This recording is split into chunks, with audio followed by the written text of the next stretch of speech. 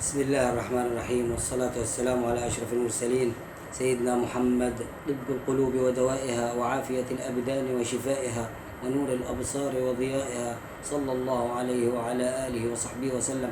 ثم أما بعد، نبدأ حلقة جديدة من حلقات وجهة نظر على قناة وائل سيف النصر. أهلا بحضراتكم. القمة الحقيقية هل هي الأهلي والزمالك أم هي الأهلي وبيراميدز؟ طبعا لي وجهة نظر، والحلقة دي معمولة عشان وجهة نظري في موضوع القمة الحقيقية. طبعا المعلق الرياضي الشهير أيمن الكاشف طلع في مباراة الأهلي وبيراميدز السابقة وقال القمة الحقيقية هي الأهلي وبيراميدز، هي دي القمة الحقيقية. وطبعا الزملكاوية زعلوا وعملوا فيلم، وازاي تقول القمة الحقيقية، انت كده بتهين نادي الزمالك. ولا قاصد يهين نادي الزمالك ولا حاجة. من وجهة نظري أنا راجل على قد حالي وبتكلم وجهة نظري وكلمة حق وحق ربنا. هو الراجل كان قصده قمة الدوري هذا الموسم، الأول والثاني، المباراة اللي بين الأول والثاني. الأول حتى الآن مين؟ بيراميدز، والثاني حتى الآن الأهلي. فأنت لما تلعب بيراميدز والأهلي أو الأهلي وبيراميدز يبقى دي مباراة قمة الدوري العام المصري، دوري نايل. يبقى كلامه صح، قمة حقيقية في هذا الموسم فقط. ولكن القمة التاريخية، القمة الحقيقية بجد بقى، لا، هي أهلي والزمالك معروفة. الزمالك هو الطرف الثاني على طول مع الأهلي، إن شئت أم أبيت. حتى لو اللي ماسكين الزمالك ناس لا يعني حسبنا الله ونعم الوكيل، لأن مضيعين الزمالك بصراحة. حتى هيبة نادي الزمالك كل ما لها يمكن انهارت، مش كل ما لها بتنهار، هي انهارت خلاص من السنة اللي فاتت واللي قبليها، ومن أيام مرتضى منصور. والكلام اللي كان بيطلع يقولوا عيب في حق نادي كبير زي نادي الزمالك. نادي الزمالك ده من أكبر أندية أفريقيا. معلش، للأسف اللي ماسكين نادي الزمالك مش عارفين قيمته. وهي دي المشكلة. ولذلك كل ماله بينحدر. ولذلك تقريبا انهار. يعني نادي الزمالك منهار. ليه؟ بيعتمد على فلوس. وفلوس مين؟ فلوس ممدوح عباس الرئيس السابق لنادي الزمالك وابنه دلوقتي وشركاتهم. طب انتوا هتفضلوا تصرفوا على طول؟ واللي بيصرف بيذل النادي بعد كده للأسف الشديد. وهو ده الموضوع الكبير. لا، النادي الأهلي مش كده. النادي الأهلي محدش يصرف عليه، ولا الخطيب ولا صالح سليم ولا أي حد. النادي الأهلي بيصرف من نفسه على نفسه، زي ما بيقولوا من دجنه وفتله، أو من دجنه وفتله. في ناس بتقول كده وفي ناس بتقول كده، والله أعلم. فهو نادي الزمالك هو النادي الثاني في مصر، شعبية طاغية كبيرة ما تقدرش تنكرها. أيوة، جنب الأهلي لا تقارن. معلش برضو كلمة الحق تتقال. يعني هي 7-3 في كل 10 أفراد، هتلقى 7-3 في كل عيلة، هتلقى واحد زملكاوي. لو اتمعظمت بيبقوا 2 زملكاوي، وباقي 6-7 في العيلة كلها بيشجعوا النادي الأهلي. فهي لما تيجي تبص لها أنت 70% 30%. وطبعا كده في باقي أندية، كل نادي بقى نادي محافظة بيشجع محافظته. يعني الاتحاد السكندري والأولمبي والكروم وسموحة وكل ده اسكندرانية بيشجعوهم لأن بلدهم. وأنا لو معاهم هشجع برضه. أنا راجل من أسوان بشجع أسوان. ده طبيعي. النادي المصري، بورسعيد كلها بتشجع النادي المصري، مع إن في المريخ وفي بورفؤاد، في أندية مش مفيش، لكن هم بيشجعوا النادي المصري لأنه هو اللي في الممتاز. الإسماعيلية بتشجع النادي الإسماعيلي، مع إن كلنا بنحب كورة الإسماعيلية اللي كانت زمان. طبعا أين الإسماعيلية الآن؟ أين الآن الإسماعيلية؟ للأسف الشديد. وإحنا خايفين الزمالك يبقى كده، والزمالك بدأ يبقى كده لأنه ما عندوش تطور، ما فيش تطور. ولذلك عجبتني الكلمة اللي بيكتبها الخطيب من ساعة ما كتبها في البرنامج الانتخابي بتاعه، تاريخ مبادئ تطوير. تاريخ طبعا الأهلي تاريخ، مبادئ الأهلي مبادئ، وبيمشي مبادئه وقت ما هو عايز بمزاجه هو. أيوه، بمزاجه هو. أنت مش هتمشيني بمزاجك عشان خاطر تقول لي مبادئ وتبتزني بالمبادئ بتاعتي، ما ينفعش. فهو تاريخ مبادئ تطوير. التطوير بقى هو ده اللي ينقص نادي الزمالك واللي هيضيع نادي الزمالك للأسف. نادي الزمالك هيبقى زيه زي اي نادي تاني، ولذلك احنا نفسنا بنستغرب ان بيراميدز اخذ المركز الثاني ودلوقتي بينافس على الدوري، ومن المحتمل انه ياخذ الدوري بالارقام. النهارده الاهلي فاضل له 8 مباريات، يعني انت ما تقول يعني مش ممكن الاهلي يتعرقل في مباراه او في اثنين، ممكن في مباراه واثنين وثلاثه عادي، ما هو وارد، كل شيء في الدنيا وارد. وطول ما لسه ما حصلش يبقى ما اقدرش اقول الاهلي خد الدوري، حتى لو فازوا النهارده، لان الاهلي ان شاء الله هيفوز 3-0. توقعاتي في مباراه اليوم ان الاهلي هيفوز 3-0 باذن واحد احد، وباذن الله تعالى، فهي القمه الحقيقيه هي الاهلي والزمالك، قمه. الاهلي والاسماعيلي على فكره قمه، بس تاتي بعد الاهلي والزمالك. الاهلي والمصري قمه، بس تاتي بعد الاهلي والزمالك. كل الانديه الشعبيه مع النادي الاهلي بتبقى قمه. القمه الحقيقيه في الدوري المصري الاهلي والزمالك، ولذلك الوطن العربي كله بيتفرج الاهلي والزمالك، زي ما الناس دي كلها والعالم كله بيستنى. طبعا ده مش العالم كله بقى بيتفرج الاهلي والزمالك، لكن العالم كله بيستنى ريال مدريد وبرشلونه، العالم كله بيستنى مانشستر سيتي وليفربول، او ارسنال وليفربول، وهكذا. كل العالم بيستنى بروسيا دورتموند وبايرن ميونخ، او بايرن ميونخ وبروسيا. فهي كده، كل بلد فيها قمه، القمه اللي هي الديربي بتاعهم.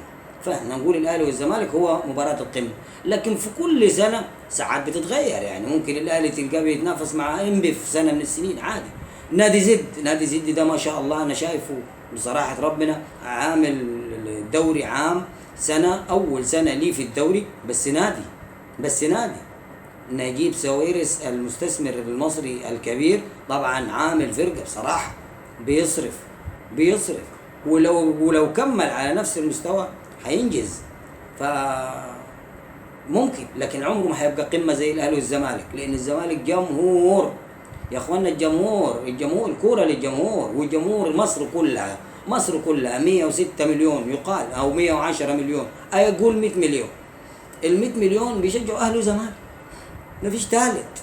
حتى الانديه بتاعت المحافظات بتشجع اهلي وزمالك، يعني بتلقى واحد بيشجع الاسماعيلي ومعاه الاهلي، او الاسماعيلي ومعاه الزمالك، الاتحاد ومعاه الاهلي، او الاتحاد ومعاه الزمالك، المصري ومعاه الاهلي، او المصري ومعاه الزمالك، مع انه قليل المصري، والاسماعيلي برضه قليل، يعني دول محافظات القناه دائما بتشجع فرقها اكثر. فالمهم الديربي او القمه الحقيقيه هي الاهلي والزمالك، شئنا ام ابينا، غصبا عن اي حد. الزملكاويه في كل بيت في مصر، معلش النهارده الزملكاوي في كل بيت في مصر شايل الطين، شايل القهر مقهور، وبيلعن سلسفيل النادي واللي فيه، بس برضه بيشجع نادي الزمالك، ومش هيبطل يشجع نادي الزمالك. هي الكوره كده، احنا بنشجع كوره للترفيه، يعني ترويح عن النفس. لكن انت تعملها لي حرب وعمالين يشتموا في الراجل، يعني عشان قال كلمتين، القمه الحقيقيه. يا عم الراجل غلط، زلت لسان، خلاص مش موضوع يعني، وهو نفسه مش هيكررها تاني، واكيد حققوا معاه دلوقتي في القناه، ولا ما تعرفش عملوا له ايه، الله اعلم، اكيد مش هيجيبوه النهارده يعني. طيب توقعاتي انا قلتها في مباراه الاهلي وبيراميدز النهارده اللي في الدفاع الجوي، واعتقد ان ان شاء الله استفزاز بيراميدز للنادي الاهلي وجماهيره هتخلي الاهلي يغلب 3-0 باذن الله، لان ربنا سبحانه وتعالى بينصر الفقراء والمساكين، وهو ممدوح عيد وهاني سعيد وعمرو بسيوني والناس اللي ماسكه النادي غلوا التذاكر على الناس الغلابه، فانت بتستفز الناس الغلابه، فانت كده بتستنزف الناس الغلابه. يعني حتى الراجل الفقير اللي زي حالاتي ولا زي حالاتك ولا زي حالات ده ولا زي حالات ده، ما كلنا فقراء الحمد لله. انت عشان تخلي التذكره من ابو 75 تخليها 200 جنيه، ده اسمه ايه؟ فالناس داخله شايله ايه؟ يعني زي ما بيقولوا عنتر شايل سيفه وهنوريك. واللعيبه طبعا عارفه الكلام ده وبيوصلها الكلام ده، وان شاء الله 3-0 ان شاء الله 3-0 باذن الله. توقعاتي طبعا دايما بتخيب، بس يلا مش مشكله. طيب اتوقع برضو في موضوع ثاني بيتكلموا فيه في المباراه دي، مين اللي هيحرس النادي الاهلي؟ مين هيحرس مرمى النادي الاهلي؟ مصطفى شوبير ولا محمد الشناوي؟ يا سبحان الله، لفت الأيام على محمد الشناوي، وبيتسأل سؤال: من يحرس مرمى النادي الأهلي؟ شوبير محترم، شوبير على فكرة حارس هيعدي كل الحدود. يعني أنا أعتقد إن مصطفى شوبير ده هيعدي الحضري إن شاء الله، على ما أعتقد يعني. ولكن محمد الشناوي، طول ما محمد الشناوي رجله في الملعب هو اللي يلعب. لا تبخسوا الناس أشياءهم، لا تبخسوا الناس أشياءهم. محمد الشناوي ده الكابتن اللي جاب لك بطولات. النهارده ده رفع 4 بطولات أفريقيا من 5 في 5 سنوات متتالية. بيلعب النهائي، شايل 5 بطولات أفريقيا من ساعة ما مشى أحمد فتحي، وأحمد فتحي كان فاضل له مباراة ويرفع الكاس. سبحان الله، مكتوبة لك يا شناوي في 2020 لما مشى وساب النادي الأهلي وراح بيراميدز. ومن ساعتها النادي الأهلي ومحمد الشناوي هو الكابتن اللي رفع 4 بطولات أفريقيا، دوري أبطال أفريقيا من 5 في النهائي، 5 نهائيات خد منهم 4. ولولا الخطاب اللي استخبى كان ممكن يبقوا 5 متتاليين. يا سبحان الله. فانت لا، الشناوي يوقف. الشناوي هو حارس مرمى النادي الأهلي اليوم. ولو وقف مصطفى شوبير انا بقول لك برضو مش هقلق خالص، ولا اهلاوي هيقلق. بس لا، تقدير للشناوي وتكريم للشناوي وكل حاجه للشناوي. محمد الشناوي اسطوره اهلاويه، وبعدين كابتن في الملعب. يعني كابتن في الملعب فعلا خليفه حسام غالي. من بعد حسام غالي احنا ما كناش لاقيين كابتن. شريف إكرامي كان عامل كابتن ومش عارف مين كان قبله. لا ده كابتن زي علي معلول كابتن للنادي الأهلي بصراحة، لأن روح الفانيلا الحمراء فعلا، روح الفانيلا الحمراء فعلا. وإن شاء الله بعد كده بإذن الله أنا على ما أعتقد إنه برضه خلي بالك في حاجة هيعملها كولر النهارده، مش هيلعب مروان عطية على ما أعتقد. وأنا أفضل أليو ديانج جنب مين؟ جنب أكرم توفيق، وقدامهم إمام عاشور. والثلاثي معروف، الثلاثي الأمامي حسين الشحات شمال، بيرسي تاو يمين، أو ظاهر، الاثنين سيام كله ينفع. وأسامة أبو علي هجوم. وطبعا كده كهرباء قاعد في الاحتياط، إن شاء الله ينزل برضه عادي. ويا ريت لو نزلوا من الدقيقة 60 ولا 55 من بدري، يعني ده ياخد شوط وده ياخد شوط، يبقى حاجه حلوه خالص. وان شاء الله يحرز هدف عادي. كهرباء لاعب كبير برضه.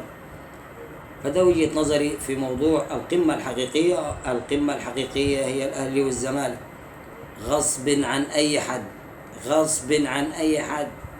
بيراميدز اللي ملوش جمهور، بيراميدز اللي بيبيعوا ويشتروا فيه.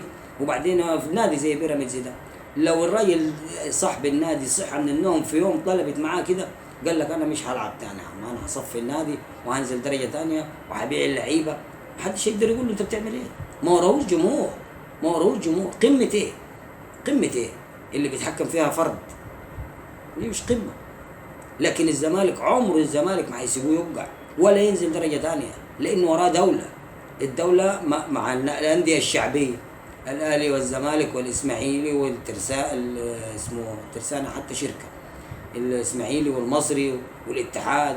بس في فرق غلبانه مش هتقدر تعمل لها حاجه، جماهيرها قليله فما يتخافش منها. لكن نادي زي الاهلي ولا نادي زي الزمالك لا، دي تقوم ثوره. لا الزمالك برضه. فالقمه الحقيقيه هي نادي الزمالك. كلمه حق تتقال في حق نادي الزمالك، والقمه الحقيقيه هي نادي الزمالك. بس برضه ما تذبحوش الراجل اللي قال الكلمتين دول. خلصت كلامي. سبحانك اللهم وبحمدك، أشهد أن لا إله إلا أنت، أستغفرك وأتوب إليك، والسلام عليكم ورحمة الله وبركاته.